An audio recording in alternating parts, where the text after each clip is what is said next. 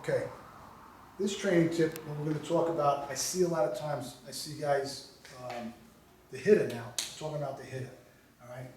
The ideal way is to hit one hand's distance down, okay? And I like to be, if I have a choice, I like to be on the opposite side of Mike.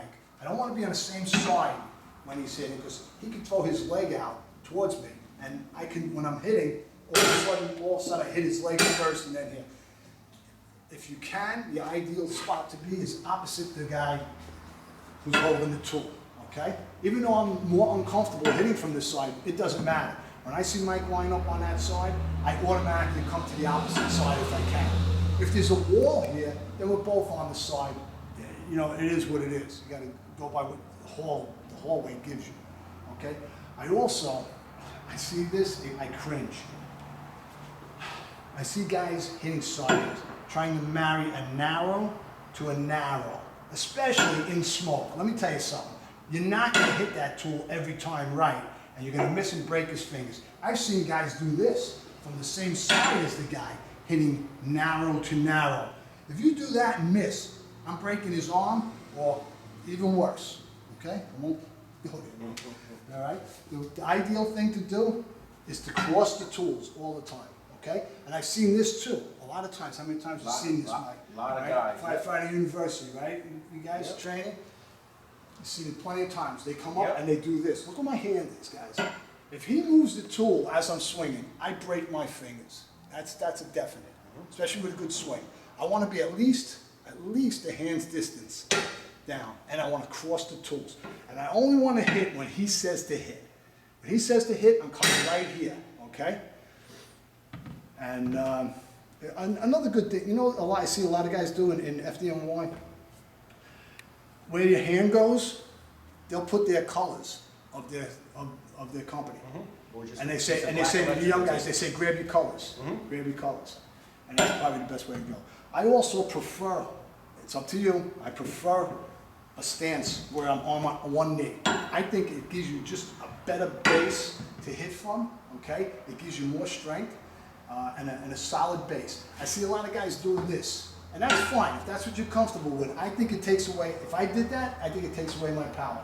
Especially with bunker gear on, even in the crappiest hallway, you know, embers all over, you can still get down on one knee. It's just a more powerful hit, okay?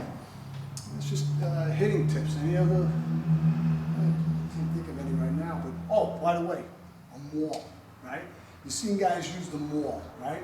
The maul head is this big, all right, to hit this surface. That's fine. That's fine. They say, wow, there's a lot more firepower in a maul than in an axe. Well, not when you got a 10-pounder or an 8-pounder, but with the maul, it's actually a little tougher to hit exact. That's fine. When you have an axe with this, to cross it, it's a much bigger surface to hit. Okay, you can miss a little here or there, but you're still going to hit that tool. Plus, with an axe, I mean, how important is it when you have to hold the purchase? When you got really good locks and you got this door to a point and the door's not going, and I can come in here with the blade of the axe and hold it. It's a big metal chock, and you can drive it in with the back of the axe. Drive the big metal chock, which is your axe, into the opening, even opening up the door even more. Sometimes it just pops that way. But even if it doesn't, when this is in, it's not coming out.